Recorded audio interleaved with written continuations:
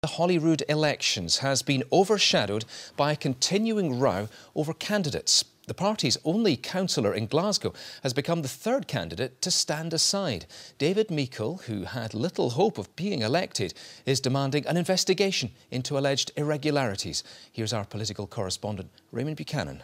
Thank you very much. You've had your say.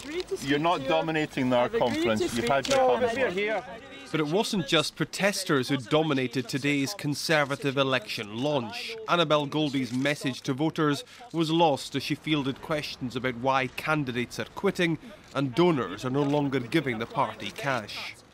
I leave members in local associations and regions to get on with their own affairs. Are you aware, though, that the man who promised £1 million over the next 10 years has phoned your treasurer and told him he can forget it?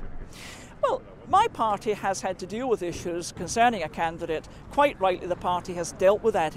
That candidate is businessman Malcolm McCaskill. He was sacked by the party last week. That decision infuriated wealthy friends who have now withdrawn their promise of £1 million in cash. The Tories also recently lost candidate Ian White, and this morning it's been announced Councillor David Meikle will no longer be on the Glasgow list. He's calling for an investigation into how candidates were selected. Annabel Goldie will be disappointed her party's election launch was overshadowed by protesters and troubles over candidates and donors. But she's not the only leader of a Scottish political party who's had troubles over the last few days.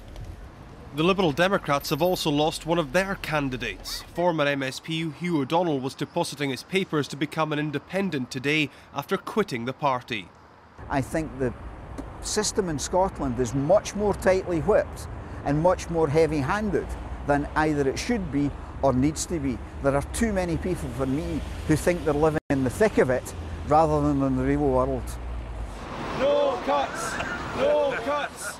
Between Tory turmoil and Lib Dem losses, it's been a distracting beginning to election season. Raymond Buchanan, reporting Scotland, Edinburgh.